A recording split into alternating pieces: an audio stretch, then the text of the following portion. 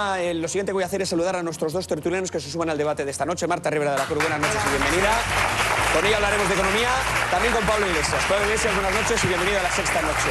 Marta, vamos a empezar contigo. ¿Estamos saliendo de la crisis? Ah, perdón, si es que no me he dado cuenta, Fernando, es verdad. Fernando Garea, buenas noches. Discúlpame. Ha habido aquí un lío de sillas. Buenas noches y bienvenido. Vamos a empezar por Marta. Marta, ¿estamos saliendo de la crisis? A mí me gustaría contestar que sí, pero lo que está claro es que el empleo no despega y me pregunto si el hecho de que la reducción de empleo se ralentice es suficiente como para hablar de recuperación. Yo no digo que no pueda haber pequeños motivos para el optimismo, porque evidentemente lo primero que hay que frenar es la sangría del desempleo, pero creo que los datos que se han presentado en julio, han lastrado un poco la moral de los que pensábamos que la cosa iba más para adelante. Vamos con Pablo Iglesias. 4 meses de descenso continuado del paro son, como dice Montoro, el principio de una nueva época. ¿Se imaginan a Montoro ya de guindos después del partido contra Brasil diciendo qué partidazo hemos hecho, hemos ganado? Cualquiera les diría, ¿están ustedes locos? ¿No ven que nos han metido 3? Pues esto es lo que pasa con el paro. El señor economista ha dicho una cosa muy clara, no cuadra que haya 127.000 parados menos y 26.000 afiliaciones a la Seguridad Social. ¿Cuál es la respuesta? Muy clara, las políticas del gobierno expulsan a nuestros jóvenes titulados que van a buscar trabajo fuera del país y expulsan a los inmigrantes que vuelven a su país. No se nos olvide que los inmigrantes eran la base del sostenimiento de nuestro sistema de pensiones por el envejecimiento de la población. Pero hay otro dato que es terrible, el tema de los autónomos. La mitad de las afiliaciones son de trabajadores autónomos, porque ahora lo que está de moda es hacernos empresarios. Yo he estado esta mañana mirando en Infojobs una oferta de estos autónomos que nos van a sacar del paro. Es maravilloso. Recepcionista freelance, se precisa recepcionista freelance para atender centralita desde casa, preferiblemente chica, para empresa call center. Exigen título de eso y 2 líneas de teléfono en casa, contrato de autónomo. Sueldo 450 euros brutos. ¿Qué significa esto? No que tenemos un empresario ni un emprendedor, que tenemos un asalariado degradado, sobre el que recaen todos los riesgos y al que se le quitan todos sus derechos laborales. Esto es reducir el paro, esto es una vergüenza. Oigo resoplar a mi izquierda.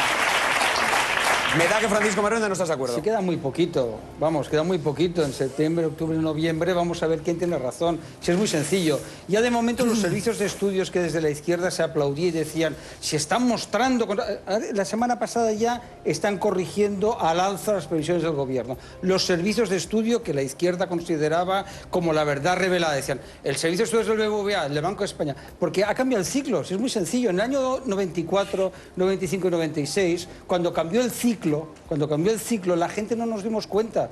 Empezó a cambiar el ciclo, entonces ¿por qué no nos damos cuenta? Porque hay una tragedia, y es que hay un montón de parados. Hay muchísima gente que no ingresa nada, y esa gente dirán, oiga, pero yo estoy en paro, pero ¿qué es lo que es real? Que la economía se está reactivando, que el turismo va a ir como un cañón, ya todo el mundo lo está diciendo, que los empresarios, cuando hablas con ellos, porque claro, está muy bien ver las cosas desde la lejanía, pero hay que hablar con los empresarios también, que son los que crean empleo. Yo entiendo que desde la izquierda se cree que el empleo lo crea el Estado. Entonces papá Estado hace un Real Decreto, el viernes en Consejo y dice, se ha creado empleo, eso lo hacían los países del este, y mira cómo acabaron todos, se fueron al carajo. Entonces, en septiembre, octubre, noviembre y diciembre, que estaremos aquí, acuérdate lo que te digo, vas a ver cómo esa bancada va a decir, bueno, eso es gracias a Europa, Rajoy no lo ha hecho bien, pero podía haberlo hecho mejor. ¿Qué vas a hacer cuando te equivoques? Porque hemos asistido aquí, semana tras semana... Hasta ahora no me he equivocado nunca. Vamos a ver, Te has equivocado tú siempre. No, perdona. Dijisteis que se iban a rescatar el año pasado. Aquí no nos han rescatado. Hasta defendido que Ver no tenía que mover un paso y resulta que lo han movido. Es decir, pues si que han movido, si te vas a comer con patatas, por favor, la ley por favor. de Ver, te la vas a comer con patatas. Perdóname, no nos ocupa la ley de Ver. Espera un poco, Elisa, Beni, déjame por favor, que es que era el turno de Fernando Garea. Luego vamos con el tuyo, Fernando Garea. No, lo primero, Paco tiene la mala costumbre, en mi opinión, de llamarnos bancada y no somos bancada. No sé si él se siente que forma parte de una bancada, pero yo desde luego no me siento parte de una bancada. Otro problema de los que tiene es que habla desde el punto de vista de las percepciones o de los deseos. Nada me gustaría más que tuviera razón y estuviéramos en la recuperación, pero creo que hay datos y la propia realidad que no se compadecen con esto. Hoy mismo en el informativo de Sexta Noticias a mediodía, daba noticias de 3 empresas, 3 grandes empresas, que en los próximos días van a hacer ERES enormes, van a cerrar fábricas o van a cerrar directamente las empresas. Fernando, perdóname. Y otra de las cosas que decía Paco... Perdona, pero lo tendrás que decir a vuelta de policía. Es que tenemos que hacer un breve corte, pero retomamos contigo, ¿de acuerdo? Ahora mismo volvemos, unos minutos de película.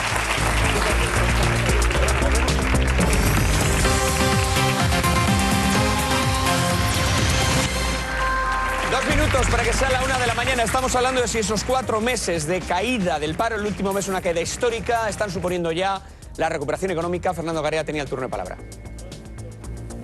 En la realidad, y en muchas personas que nos pueden estar viendo, pueden estar pensando que es obsceno decir que la economía va a ir como un tiro. Y lo digo no solo por esa reflexión, sí, sino también por lo que citaba Paco, los servicios de estudio de los bancos. El último informe es el del BBVA, que ya con datos del segundo semestre, y asegura que la caída para todo el año de la economía va a seguir siendo del 1,4. Eso quiere decir que va a estar esa caída por encima de la previsión del gobierno y que aun en el caso posible de que hayamos tocado fondo, el rebote va a ser tan largo y tan lento que esa creación de empleo... Eso te gustaría. Pero tú qué sabes lo que me gustaría pues a mí, lo estás Paco. Demostrando. Yo te estoy explicando los datos porque tú has dicho que ningún servicio de estudios lo dice y te estoy citando el del BBVA. Los servicios de estudios esta semana lo publicó Expansión, toda la listita. Donde todos corregían la previsión. Pero oye, como yo no tenga razón, ya verás tú cómo va a ir el país, ¿eh? Alfonso. Vamos a ver, yo... ¿Y cómo va a ir algunos grupos de comunicación? Va a ser muy divertido. No será divertido para ti. Si van mal a los grupos de comunicación, no va a ser divertido para nadie, Paco. Que se tendrá que comer la arrogancia. Bueno, por favor, no llevemos esto al terreno de nuestros medios de comunicación. Estamos hablando de la caída. Él lo lleva siempre, por tanto. Hombre, pero alegrarse de que a los demás les vaya mal tampoco está bien, que es lo que hace Paco. A mí me gustaría, yo al revés, yo me alegraré de que vaya bien para todos. No sé si me escuchas. No, Paco, pero he dicho que si yo me equivoco, de que vaya bien para las previsiones del gobierno. Pero incluso si además le va mal a otros grupos o a otras personas, te alegras, lo acabas de decir. Yo no soy como tú en eso, yo no me alegro. Yo quiero que vaya bien para todos. ¿Tú qué sabes cómo soy yo? Alfonso, ¿tú quieres que caiga Rajoy? Alfonso Rojo, ¿qué te preocupa? Sí, el Alfonso Rojo que tengo aquí. Semoa, ¿no? Sí. Vamos a ver, mi grado de credibilidad en estos estudios es realmente escaso y creo que como la mayoría o una buena parte de la sociedad española, sobre todo a la vista de cómo actuaron hace 5 y 6 años en que no eran capaces de atisbar nada ni saber hacia dónde íbamos. Entonces, bueno, entendiendo que son profesionales, que hacen un gran trabajo y que tiene que ser orientativo. Mi experiencia personal como empresario, como dueño de una empresa de comunicación que es periodista digital, yo no veo luz clarísima ni veo signos de recuperación. En mi vida cotidiana, todos los días recibo solicitudes de estudiantes, de gente, de licenciados, de pistas de paro que piden trabajo y que no se pueden atender. Dicho esto, si creemos lo que ha dicho el profesor Liébana y yo, ¿qué tipo de medidas pide? Y las medidas que pide es, una de las que ha pedido es bajada de impuestos, dice el IRPF directamente, lo cual va a afectar al dinero público que se gasta para muchas cosas, subvenciones, becas, miles de cosas. Y después hay un punto en el que ha hecho hincapié y que todo el mundo ha pasado por alto. Él dice, se puede crear 1 millón de empleos de aquí a mañana, ha dicho. Y todo el mundo, me supongo que cualquiera que oiga a un profesor de economía como Guy de Liébana decir algo así, tiene que por lo menos darle un vuelco al corazón. Coño, 1 millón de empleos en España. Y lo que ha dicho es, habría que hacer que y te lo digo a ti porque tú y yo hemos discutido sobre ese tema, dice que los que buscan su primer empleo, los que salen recién licenciados, no tuviesen ningún coste social para las empresas. Es lo que ha dicho. Lo que está proponiendo el profesor son las medidas que la gente normalmente desde tesis, no sé si progresistas, pido, por favor, concisión, conducen al desastre. Y algo habrá que hacer. El panorama que has contado tú de es una vergüenza que alguien gane 450.000 euros, 450 euros al mes, pues un sueldo miserable. Más miserable es tener que ir a pedir que te den de comer gratis en Cáritas. Eso sí que es miserable. Venga, Pablo y luego Antonio Martín Momón. Os voy a pedir brevedad, tranquilos, que vais a poder hablar todos. El problema es que mientras unos tienen que cobrar 450 euros, otros cobran sueldos de escándalo precisamente del Estado. Con la cuestión de los impuestos yo creo que está muy claro. Somos un país con una presión fiscal 6 puntos por encima de la Unión Europea con respecto a los salarios. Y sin embargo se ha reducido la recaudación del impuesto de sociedades. Los impuestos no son igual para todos. Este gobierno hace pagar más a los que menos tienen y privilegia a los que más tienen. Con una reforma, ¿Cuántas empresas han cerrado en España? Fiscal, ¿Cuántas empresas han cerrado en España? Fiscal, yo no te interrumpo. poco, Alfonso, por favor. Alfonso, por favor. Con una reforma fiscal progresiva habría recursos para muchas cosas. Pero hay una pregunta que nos podemos hacer, porque estamos hablando de la situación económica y se contesta con datos. ¿España es un país en el que hay pobres? A lo mejor tenemos unas Olimpiadas dentro de poco, tenemos una Casa Real estupenda y muy prontito tendremos Eurovegas, pero somos un país de pobres. 1 de cada 4 españoles es pobre, no lo digo yo, lo dice Cáritas. Desde el 2007 hasta la actualidad ha aumentado en 360.000 las familias en las que no entra dinero. Un dato alarmante, las mujeres que no pueden dar de mamar a sus hijos, este gobierno que le preocupa tanto la cuestión de la maternidad, la familia y estas cosas. Solamente el 18% de las mujeres en este país con niños les dan de mamar. Y cuando les preguntamos, a pesar de que la Organización Mundial de la Salud dice que los niños solamente deben alimentarse de leche materna hasta los 6 meses, resulta que la mitad de las que no dan de mamar es porque no pueden conciliar el trabajo con amamantar a sus hijos. El gobierno podría hacer perfectamente políticas públicas para evitar esto, no lo hace. Somos un país de pobres, un país que expulsa a sus mejores jóvenes, un país que hace recortes sociales, un país que nos encamina hacia el desastre. ¿Con qué se pagan las facturas? Vamos a ver, pero alma de Dios, con una reforma fiscal. ¿Con qué se pagan las facturas? ¿Con qué se pagan las facturas? Te contesto con datos. En este país tenemos datos. Vamos a ver, para hacerlo breve. Alfonso, ¿con qué dinero se pagan las facturas? Está hecha la pregunta, Alfonso. Escúchame, Alfonso, está hecha la pregunta. Te va a contestar Pablo breve, que está esperando Antonio. Alfonso, que te hemos oído todos. Pablo, la media de fraude fiscal en Europa es del 13%. En España del 23%, haciendo una reforma fiscal para que los que nos roban a todos, y los inspectores de Hacienda dicen que nos roban, las bancas, las grandes empresas y las grandes fortunas. Los ricos que gobiernan a su favor, que paguen. Y de ahí sale el dinero para hacer políticas públicas. Acabo con esto. El fraude fiscal en España equivale al presupuesto sanitario. Es un escándalo. Antonio Martín. Hay que expropiar a los ricos. Hombre, yo la verdad es que no estaría mal. Sí, claro. Porque lo que se hace aquí es expropiar a los pobres. Tenemos el Robin Hood de los ricos. A ver, es el turno de Antonio ahora, por favor. Aquí, después de muchos tiempos en donde no teníamos ni una buena noticia económica, al menos hemos tenido 4 meses seguidos en los que el paro ha descendido.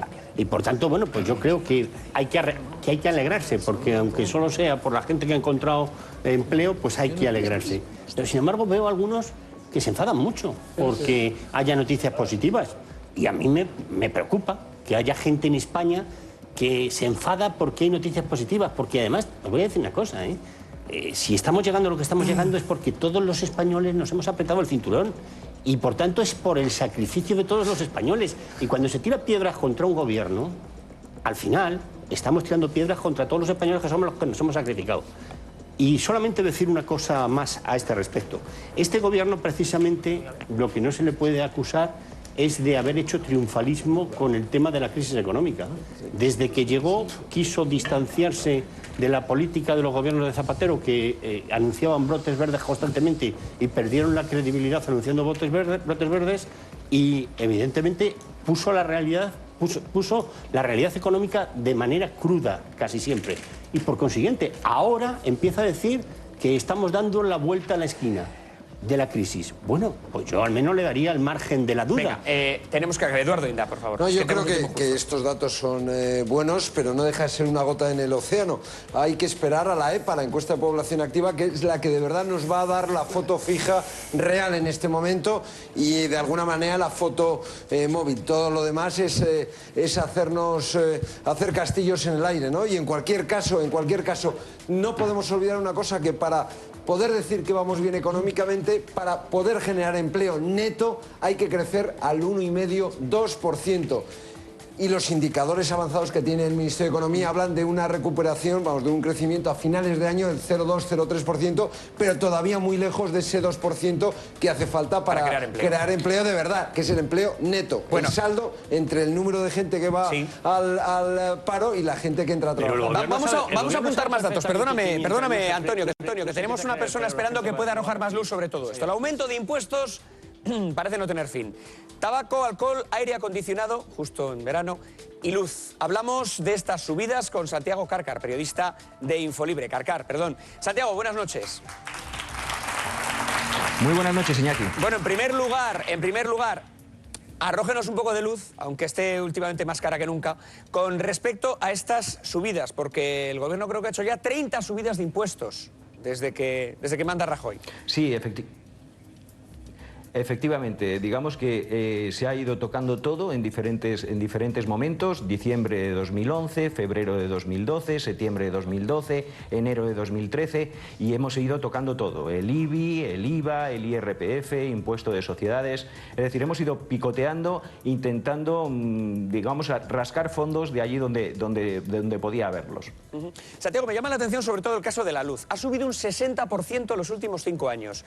En invierno bajaba, ahora vuelve a subir. Nos preguntamos el porqué de esta fluctuación del precio de la luz. Bueno, en teoría lo que se está haciendo con la luz es, sabes que hay una subasta, la mitad del recibo que pagamos más de 20 millones de consumidores depende del precio de la energía, y se supone que hay otra parte regulada por el gobierno que lo que trata de atender son los costes del sistema. Bueno, de esa digamos, suma de esas dos partes, pues resulta la factura de la luz que todos pagamos. ¿Qué es lo que ha sucedido? Bueno, ha venido subiendo continuamente, excepto hasta abril pasado, donde bajó un 6,7%. Bueno, ahora volvemos otra vez a las subidas. Al final, ¿qué es lo que sucede? Si se hace el cómputo de los últimos años, pues realmente al final sale el porcentaje que mencionabas, Iñaki, del 60%. Es decir, un encarecimiento muy significativo de la luz, teniendo en cuenta además que este país es el único del mundo en el que, mientras va subiendo el recibo de la luz, más va aumentando las deudas de los consumidores con las grandes compañías eléctricas, que en estos momentos se sitúan alrededor de los 28.000 millones de euros. Y nada menos. Justo una semana en la que Aznar vuelve a hacer acto de aparición y vuelve a pedir una bajada de impuestos. Pero hemos aprendido un término nuevo, como es el de los gases fluorados, que son los que sirven para los que se emplean en el aire acondicionado. Y se ha creado un nuevo impuesto sobre eso. Sí, efectivamente. Ahí lo que se está siguiendo es, digamos, las recomendaciones de la Unión Europea, que tienen un cierto sentido, porque los gases fluorados, que, en fin, no es mucha gente la que sabe qué son realmente, ¿no? Pero son muy peligrosos, son los únicos que fabrica el hombre con un importante efecto invernadero, captan muchísimo calor, destruyen la capa de ozono y realmente, pues es, digamos, que para el medio ambiente es letal. Imponer un impuesto medioambiental sobre esos gases tiene un cierto sentido. Ahora, en este momento, evidentemente, no se escapa a nadie que tiene, pues digamos, que un afán recaudatorio en línea con lo que está haciendo el gobierno en otros aspectos. Santiago Gargar, muchísimas gracias por habernos atendido y habernos arrojado algo más de luz sobre estas subidas de impuestos. Ha sido un placer, muchas gracias. Muchas gracias. Bueno, precisamente Santiago mencionaba a José María Aznar, a las FAES, y precisamente Andrea Ropero, quien por cierto ya ha desafiado todas las leyes de la superstición en televisión y viene estupendamente vestida de amarillo, creo que trae más información al respecto de lo que precisamente José María Aznar ha dicho en esa reunión de FAES. ¿No es así, Andrea? Buenas noches. Más información, buenas noches. Y además Aznar le mandó otro mensajito, otro recadito a Rajoy y le dijo, bueno, que esa subida de impuestos es un error gravísimo, y Aznar dice tener la receta para salir de la crisis. Bueno, ¿cuál es esa receta de Aznar? Una reforma fiscal urgente. Aznar pide una reducción inmediata de impuestos y reformar el sistema tributario español, sobre todo, dice, reducir la carga fiscal a las clases medias, las clases más castigadas por la crisis. Bueno, medidas concretas de Aznar. La primera, rebajar, lo están viendo, el máximo del IRPF del 40%, ahora alcanza el 52%, lo estableció Rajoy, nada más llegar al gobierno. En Cataluña llega incluso al 56%. También quiere reducir Aznar el impuesto sobre sociedades del 30% actual al 20% o 25%, eso sí, a cambio de eliminar deducciones. Y más medidas, erradicar el impuesto sobre el patrimonio, promesa electoral que el Partido Popular nunca ha cumplido. Aznar sí ve margen de subida en el IVA de alcohol, tabaco y carburantes. Bueno, todo esto es lo que propone el expresidente del gobierno para que el sistema, dice, sea más justo y más eficiente. Pero, por si el gobierno de Rajoy no le hace caso, aquí va un recado. Cada vez son menos las voces que se oponen a que se debata sobre una reforma fiscal en España. Y cada vez son menos las voces que niegan la necesidad de una reforma fiscal en España. Mensaje directo, directísimo para Cristóbal Montoro, el ministro, lo decíamos antes, que más ha subido los impuestos en democracia, más de 30 veces desde que está en el cargo. ¿Hay margen para hacer todas estas medidas que propone Aznar? Pablo Iglesias, las medidas de Aznar, ¿qué opinión te merecen? No sé, parece que Margaret Thatcher se ha reencarnado en Aznar. No se pueden meter todos los impuestos en el mismo saco. Seguramente si yo digo aquí que quien roba a los ciudadanos son los ricos, me llamarán demagogo y hablarán de los países del este y de la Unión Soviética, pero es que los datos que ponen encima de la mesa los inspectores de Hacienda no mienten. Hay empresas que están facturando en Irlanda para no pagar impuestos aquí. El 94% de las empresas del IBEX 35 tienen presencia en paraísos fiscales, por no hablar de las sociedades de inversión de capital variable que casi no tributan. Esos son los que nos roban a todos. ¿Saben cuánto les cuesta a cada ciudadano el fraude fiscal de las grandes empresas? 2.000 euros al año. ¿Y qué es lo que plantea el señor Aznar? Subir los impuestos indirectos, los que afectan por igual a todos los ciudadanos. El paquete de tabaco le cuesta igual a Botín que a un parado. Y eso es lo que está planteando este gobierno. Fíjense, ¿quién paga y quién no paga? Los ricos pagan muy poco. 8 de cada 10 ciudadanos ganan menos de 30.000 euros al año. Esos son los que más aportan por la vía del IRPF a las arcas de la hacienda pública. Es decir, los que levantan el país son los ciudadanos que tienen una nómina y que en el mes de junio han tenido que ir a su banco a hacer la declaración de la renta. ¿Y cómo se solucionaría esto? Simplemente es que hay un dato que es muy curioso. El déficit en España es del más del 9%. Exactamente lo que nos separa de Europa en presión fiscal a los más ricos. Gobiernan a favor de los ricos. Muy bien, vamos con Francisco. Una vez asumido este programa de asalto del Palacio de Invierno, vayamos a la realidad. ¿No lo ven? Unión Soviética... SICAP, no, claro, no, porque es que eso está tan oído, querido amigo. Vamos a ver, la SICAP en la etapa de Aznar tributaban más del 30%. Fue Zapatero que cogió y las bajó al 3%, me parece, si la memoria no me falla, ¿no? Por tanto, es la realidad. Este gobierno ha subido el impuesto de sociedades, como sabes, y ha ingresado 4.000 millones de euros que ha provocado gran cabre. Esos son datos objetivos. Es decir, ahí sí que puedes coger, tienes ahí el IPA, los buscas y lo verás, ¿no? Por tanto, que las empresas tributen algunas cosas fuera. Mira, bienvenido al mundo real. Está pasando en Estados Unidos, pasa en Francia, Francia en Inglaterra. Las multinacionales buscan dónde poder tributar más. ¿Qué ha hecho este gobierno? Pues obligarles a que tengan que tributar en España. Si la gran polémica de Google la conocerás muy bien, es decir, el gran lío que hay montado de dónde tributa o no tributa Google, o las empresas que tributan en Irlanda, multinacionales. Ya no te hablo de las españolas, ¿no? Zara. Por tanto, sí, bueno, pero claro, Zara, son empresas multinacionales. Entonces ahí tenemos dos opciones, ¿no? Una opción es la opción que tú dices, oye, que está muy bien, oye, es aplicable, ¿no? O la opción de intentar estar en el mercado que es la Unión Europea, ¿no? Y entonces tienes que jugar con las mismas reglas que los demás y tienes que hacer una presión fiscal que no sea tan disuasoria que obliga a esas empresas que se vayan, porque no tienen una empresa no tiene nada más que hacer legalmente, decir, oiga... Convertirnos en China.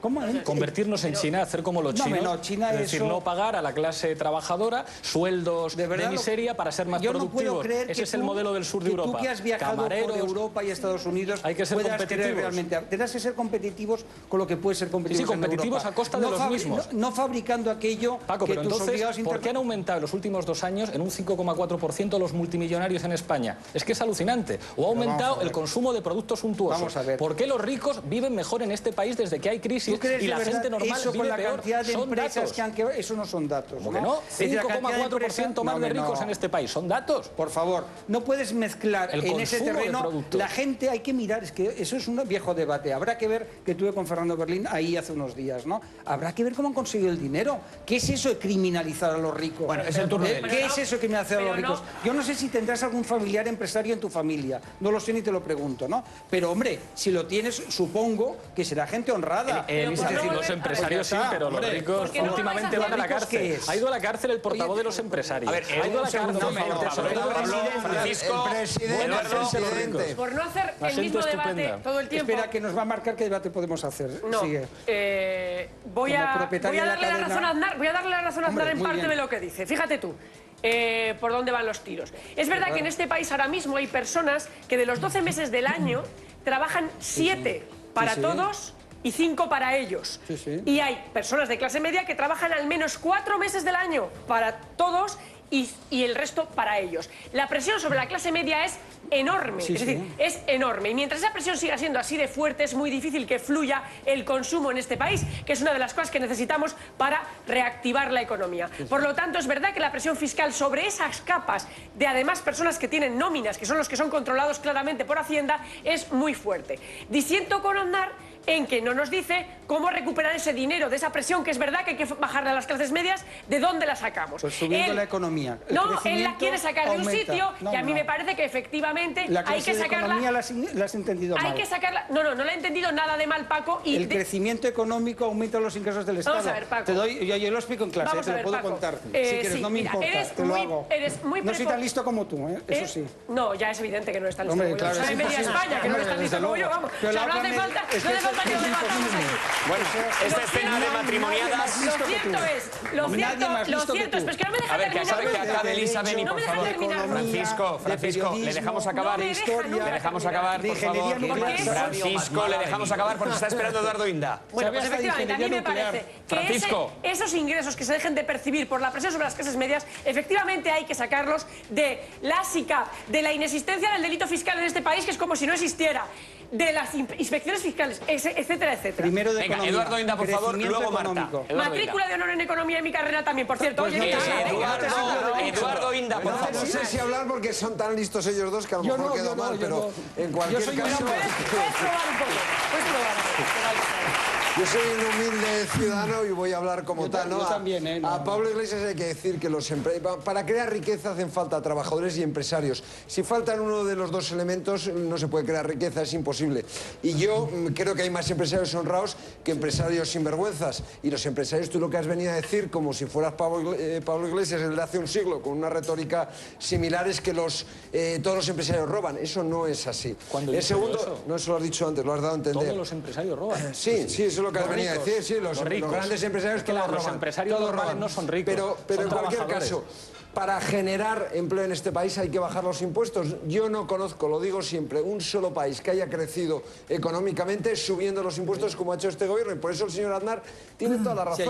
O bajamos los impuestos o no vamos a crecer nunca. Pero ¿por qué no informamos de eso? Un segundo, por favor. Se ha creado una comisión para bajar los impuestos. Ayer el Consejo de Ministros... Si no paran de subirlos, si cada reunión del Consejo de Ministros es una subida de impuestos. Un momento, ¿y cuándo vamos a ver, Francisco, los resultados de esa comisión creada? Pues yo creo que va a ser muy breve, porque que no, la idea del gobierno... aunque a final de año. Si es que hasta el 2015 no va a entrar en vigor esa supuesta bajada de impuestos. ¿Y? Sí, sí.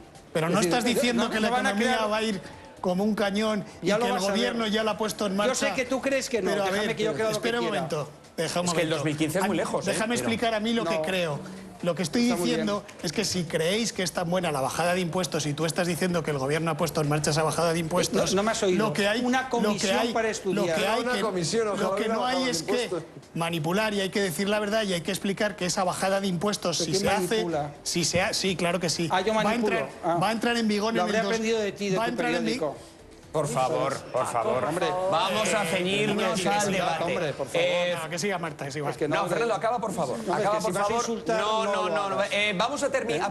Yo me gustaría escucharle a Fernando Barea. Esa supuesta bajada de impuestos va a entrar en vigor en 2015, que es justo el año en el que hay elecciones, pero desde luego nada que ver con la recuperación que pueda haber ahora. Ya lo veremos. Breve, Pablo Iglesias, que había sido aludido, pero te voy a pedir brevedad por eso, Marta. Los que crean empleo son la pequeña y la mediana empresa, que no son ricos. Que son empresarios, pero a ellos les afectan tanto como a los trabajadores las medidas de este gobierno. Y sería muy sencillo. Yo no te he interrumpido, Inda, yo no te he interrumpido, no me interrumpas más. No me interrumpas más. Vamos a dejarle, por favor, te voy a interrumpir, pero no te insulto como haces tú conmigo. Bueno, de momento hoy no hemos tenido en este lado, entre vosotros dos, ningún insulto. Solo dije que quien va a un debate sin datos es un impresentable. Si te diste por aludido... No volvamos otra vez a ese insulto, Pablo. No me céntrate de la reforma fiscal, por favor, Pablo. Eduardo, no podemos volver otra vez así a esto, ¿no? Las personas que utilizan insultos en lugar de argumentos tienen un nombre muy claro. Ignorantes, demagogos. Dicho lo cual, Pablo, vamos a centrarnos en el tema que nos ocupa. Si supieras tú lo que es el fascismo. En fin, este gobierno podría hacer muchas cosas, no insisto con lo de la reforma fiscal, podría promover la creación de cooperativas. ¿Y por qué la creación de cooperativas? Porque son las que crean más empleo y destruyen menos empleo. Los datos lo atestiguan. 8 puntos la tasa de destrucción de empleo en las cooperativas entre 2008 y 2012. Y fijaos, un dato y con esto acabo. ¿Sabéis cuál es el pueblo en todo el Estado español que tiene menos paro? Oñati, en Guipúzcoa. ¿Y sabéis por qué? Porque 2 de cada cada 3 trabajadores trabajan en cooperativas. Ese es un modelo de desarrollo razonable, en el que no hay chupoteros que esperan Las cooperativas están en crisis igual que el resto de las empresas. Vamos, por favor, con Marta Ribera de la Cruz. Un momento, por favor, perdonadme. Vamos ahora enseguida contigo, Alfonso, pero está Marta antes. Marta, luego. Marta Ribera de la Cruz. Alfonso, vamos con Marta, por favor. Levanta el puño, por favor, respetar a vuestra compañera Marta, que tiene que utilizar ahora su turno de palabra. Gracias, Ay, señor. qué calor. No, yo sí querría volver sobre el asunto del IVA. El IVA en España sigue siendo bajo. En relación al PIB, la recaudación española por IVA es muy bajo con respecto a otros países de la Unión Europea. Pero me llama la atención que no se ha reclamado nunca, desde ningún sector, una reorganización del IVA. O sea, en este país se paga el mismo IVA por unos pañales que por un perfume, por ejemplo.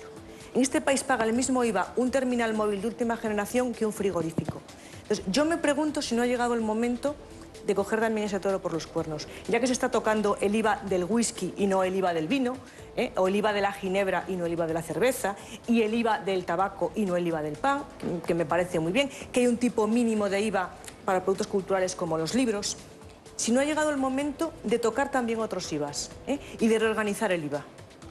Que a lo mejor también, o sea, evidentemente parece que esto está completamente fuera del debate. Otros países lo están haciendo.